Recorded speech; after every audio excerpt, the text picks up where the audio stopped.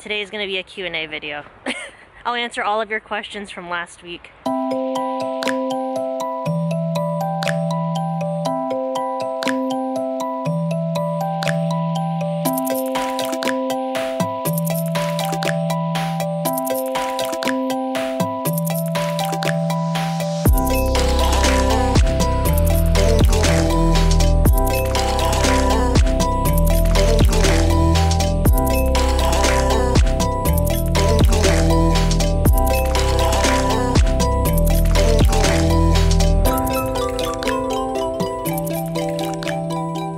It's cold. It is. Hey, what's up? So it's day 6, no coffee, still going strong. I don't really have any more withdrawal symptoms, which is good. Yeah, the weather here isn't so nice now. It's going to be snowing all week, and it's below 0. So today I'm just gonna do a Q&A. Yeah, I'll just get through your questions, and then I think in the future I'm going to be doing Q&A videos every Wednesday. So if you have questions that you want me to answer, I don't answer them in this video, feel free to ask me questions in comments under this video, and then I'll get to them this coming Wednesday. But alright, I'll just get right into it. So Gina asks me, do you get mail? If so, how? Or is everything done on the internet? So I do get mail. My domestic mail in the States is forwarded to one of my sisters there. Even if you're nomadic, you still need an address for banking purposes and for tax purposes. Before I left the States, I canceled all of my paper documents that might be sent through the mail, so I get all of that electronically. But if I am going to get any type of mail in the States, my sister gets it, and then she just lets me know what I have. Gina also asks another question, do I have to file taxes even though I'm not in the US? I do have to file taxes, so even though I'm not living in the US right now, I'm still working in the US technically because I'm making money on YouTube, and so the way YouTube is, it's just dependent on where you have residency. So I still have residency in the States. I will file taxes there because I am working technically through the US, if that makes sense. Okay, and then next question. LS asks me, how are your teeth so white? And I addressed this in my previous video about the minimalist hygiene. I use a tooth powder that I make myself. It's 50% baking soda and 50% xylitol, which is a natural plant-based sweetener. And the baking soda makes my teeth super white, so thank you for noticing. They also ask, when you cook rice, is it better to put salt in the cooking water or to the cooked rice? I don't put any salt in my food, so when I'm cooking rice, I just use water.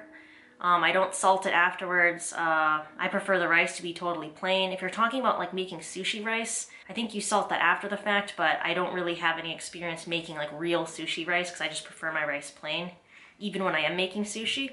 They also ask how to start running for couch potatoes like myself. When it comes to running, the best advice I can give you is to just start. If you have a good pair of running shoes, you're not having any serious medical issues with mobility, then you can just go out and start running. Don't expect to go out and run a half marathon on your first day of running, but just start out slow enough to where you can build up to longer distances if that's something you want to do. And there's plenty of training programs online where you can start running a few minutes a day and working yourself up to a half marathon or a marathon. I've never used plans like that. I just go out and run every third day, every other day, and then gradually increase the time or the distances that I'm running. I've done several half marathons and a marathon in the past, and that's just what I did.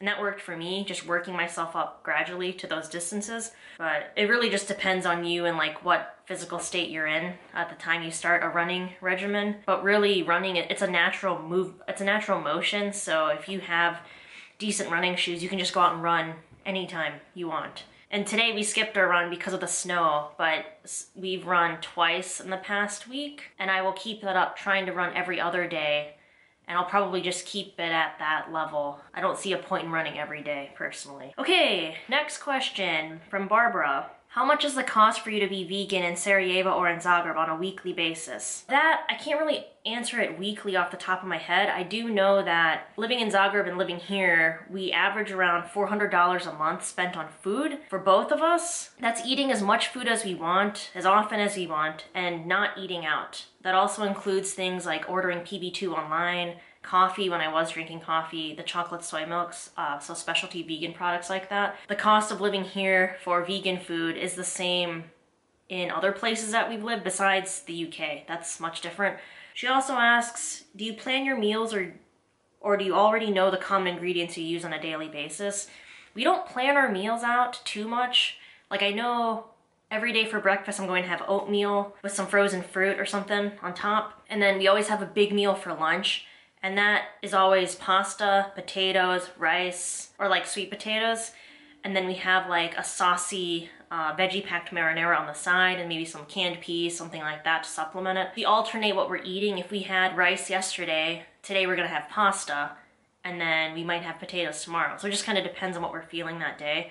And then to follow up lunch later, lately we've been having some like baked chips, like baked potato, like fries cooked in the oven without oil, and that's been our like late meal. Yes, we don't plan them out too much. We eat the same foods in different arrangements through the day, and that works for us. Okay, next question. Is there anything that makes you stressed, and how do you deal with stress? There isn't much that makes me stressed out. If it's something that I can control, like I try to figure out where is the stress coming from. Sometimes it's because of social media. I'll see things on social media that I'm just like, I don't want to see this right now. To get rid of that, I just simply unfollow the person, or I just spend less time on Facebook or on Instagram. Sometimes things stress me out, like, oh, I really want to go out and film and do all these exciting like travel vlogs, but I can't because of the weather. Or not that I can't, but I don't want to put myself through that when the weather's like this. I try to view it in like a big picture thing. Like, yeah, it is annoying that I can't just go walk around all day in the sun and film,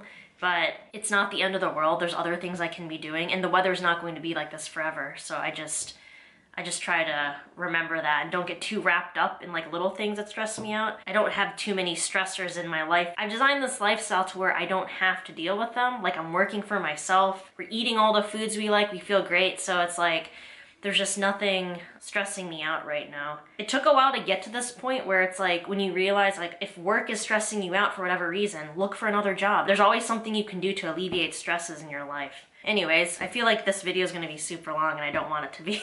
Jessie asks me, do you ever feel low in iron? And what do you eat if you feel low in energy? I never feel like I'm low in iron. I've been tested for that before. I've been vegan since 2008 and I've had my blood tested several times. Like since then, my blood's never been low in iron. I never feel like I'm low in energy. And as a vegan, you don't have to worry about that if you're eating like a variety of different plant foods. But if you are concerned, you can track everything you eat in like chronometer.com to make sure you are getting all those vitamins and minerals, but you really don't have to worry about eating too little iron unless you have some condition that you're just predisposed to, like your body just can't absorb it. I've never had any issues with that personally, and I don't even plan my meals in advance. I just eat a variety of plant foods, whole foods, and don't have any issues with that. So yeah, I don't feel low in energy. Let's say if I wanted to pick me up, I would eat some fruit, something sweet like that. Some of these questions I'm not answering in this video because I feel like they're worthy.